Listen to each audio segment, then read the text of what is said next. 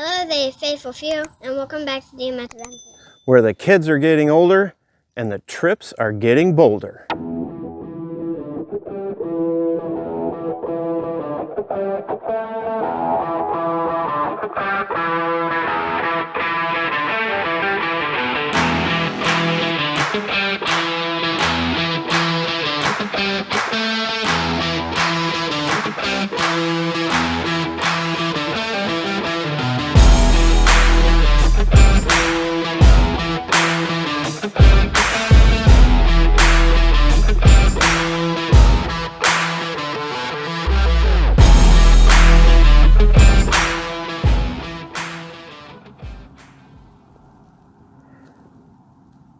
They left us.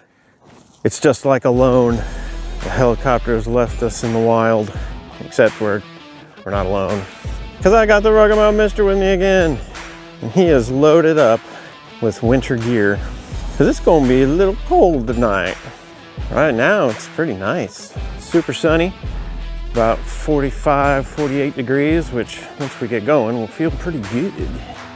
So we got 3.66 miles to go or so to our first campsite, and we already kind of have to go to the bathroom, and the weight of our packs is already hurting us, but we'll soldier through it. Well, Rugged Mountain Mister and I are on the Swamp Fox Passage. This is the same passage that I went on by myself in the 6th ever backpacking endeavor, but let me explain further. So the Palmetto Trail here in South Carolina runs basically from the coast all the way to the other end of the state. That's the Palmetto Trail. Now the Palmetto Trail is made up of different passages. The first one is the Awendaw Passage, and that's from the coast in not very far. It's a pretty short passage. And after that is the Swamp Fox Passage. The Swamp Fox Passage is about 47 miles, and that runs from the end of the Awendaw Passage all the way to Lake Moultrie. Then once you get to Lake Moultrie, that begins the Lake Moultrie Passage. In the 6th ever backpacking endeavor, I did basically the first 6 miles of the Swamp Fox Passage. And right now, Rugged Mountain Mister and I are doing the last about 13 miles of the Swamp Fox Passage, and then the first 4 miles of the Lake Moultrie Passage. The sunshine is beautiful. And I'm starting to get a little warm. So we are just shy of a mile in right now, coming up on this beautiful open area. I don't know what kind of plants these are, but this is quite pretty. Nice and open.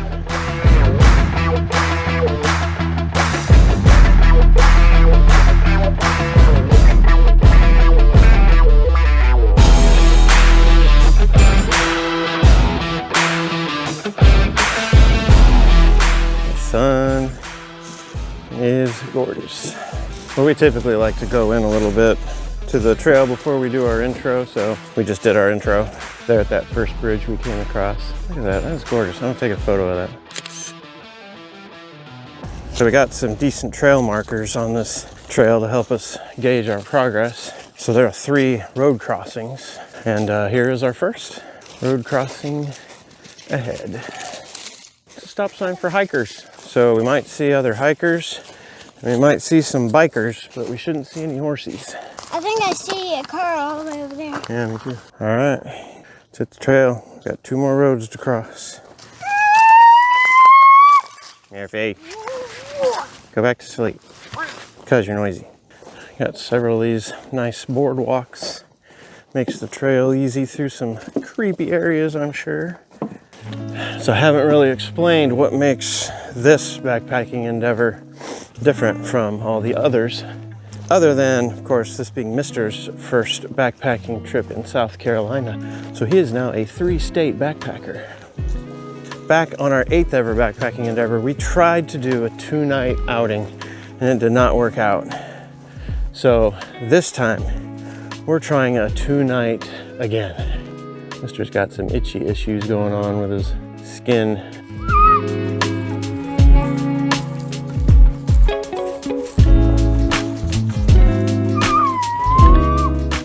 So I set a custom map up on All Trails, And so we go 3.66 miles in and we stop at Camp Burf for the first night. Then we get up, head out, got a place to stop for lunch. And finally we will make it to Camp Elsa, which is very close to Lake Moultrie.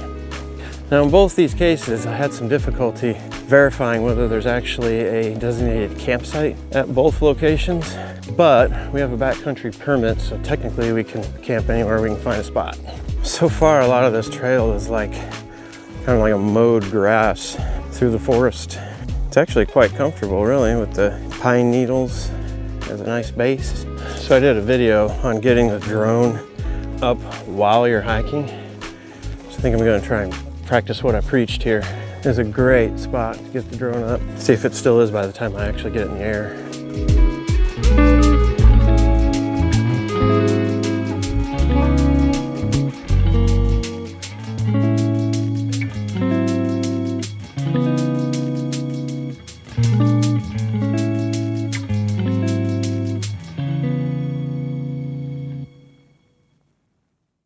All right, checking back in, everything's going good. Mister's had a couple of trail issues, had to figure out. Something in his shoe, he's got some itches going on. Got our next snack out. I made some homemade granola bars. Oh, we got a cool bridge here. Wait, Dad, is that where the water is supposed to be or not a trail? I think it's supposed to be water. Yeah, it's kind of a dry time of year probably. Got the sun coming down through those trees. Look at that shot. We're about 2.9 miles into our 3.66 mile day. And there is a lot of work to do once we get to camp. We gotta get some firewood, find some water, and get our camp set up. I have a couple new things to use this time around. Picked up some of those speed hangers from Hilltop Packs to hang our backpacks on a tree. Also grabbed the bone thing from Apex Giant to do the food bag hang. The other thing that we're going to use for the first time here is the Climate Maxfield 4 tent. Now, is it a little bit of an overkill tent for two people? Absolutely. But it will be palatial for us tonight. Total with the, oh, thanks. Mister saved me from twisting my ankle. So with poles, rainfly, footprint, it does come in at about 7 pounds. That's not bad for a 4-person tent and the amount of room that you get. It's just heavy for one guy to carry. Normally you'd split that weight up with the other people that will be staying with it. Like I said, Mister is already kind of maxed out at 9 pounds on his pack, which is the most he's ever carried. So if you didn't get a chance to watch the review of the Maxfield 4 tent, you'll get to see it here in a little bit. So it's possible that we're on the wrong trail. We got these eye-looking symbols and not our diamonds, but all trails, we're like really close to the Palmetto Trail. We're not, it doesn't seem like we're on it, but we're like running parallel with it. So I'm expecting another bridge, one of those bridges up here soon.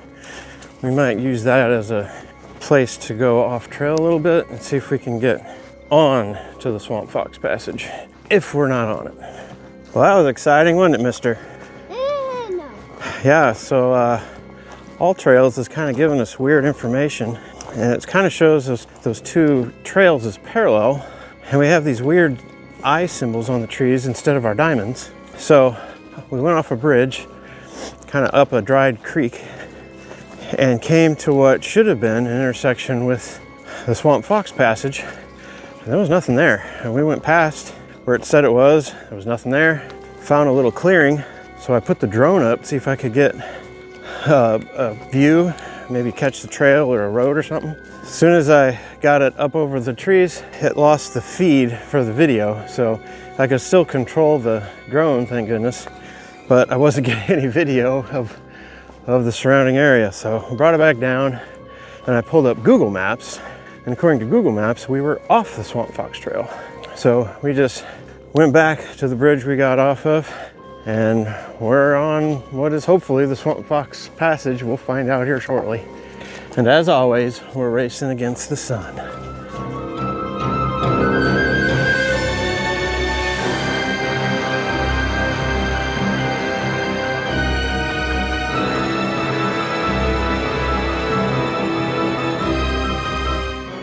apparently, this part of the trail may get a little swampy sometimes, because I got this little trail bridge built across here, which Rugged Mountain Mister will now demonstrate the usage of for you.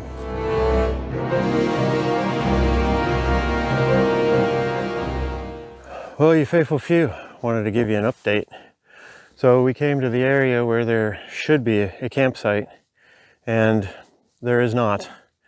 When we watched Jason Wish go through this area, he said there was supposed to be one, but he thought he passed it up. Well, I just don't think there is one. We walked back and forth where it was supposed to be quite a bit and never saw any markers of any kind or any real, designated place. So we just kind of made up our own.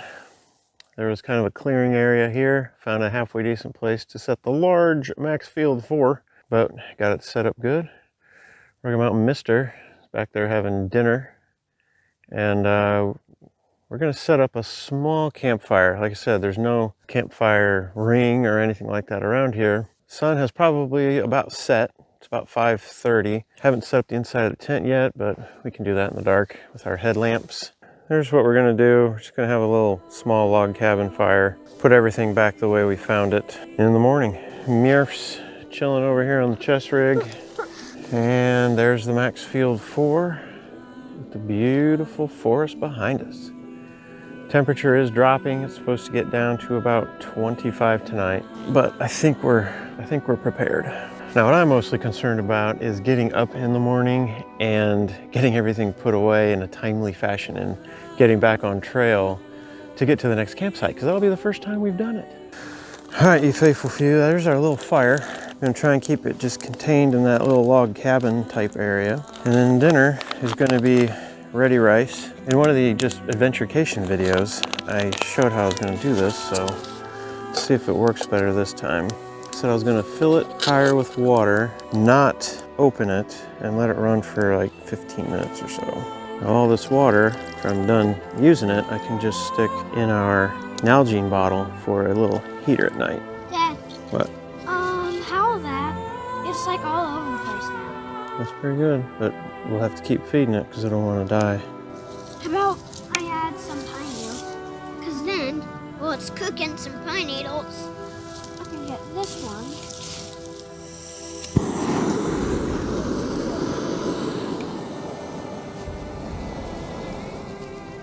Dad!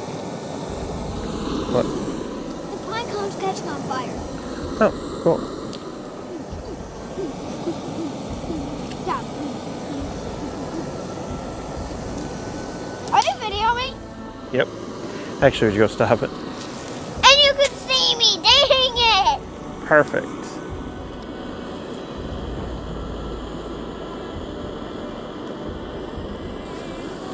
Wait, It's getting to boil. At least maybe. Well, you faithful few, good evening. That is our fire. Nice and compact. That is a Mister.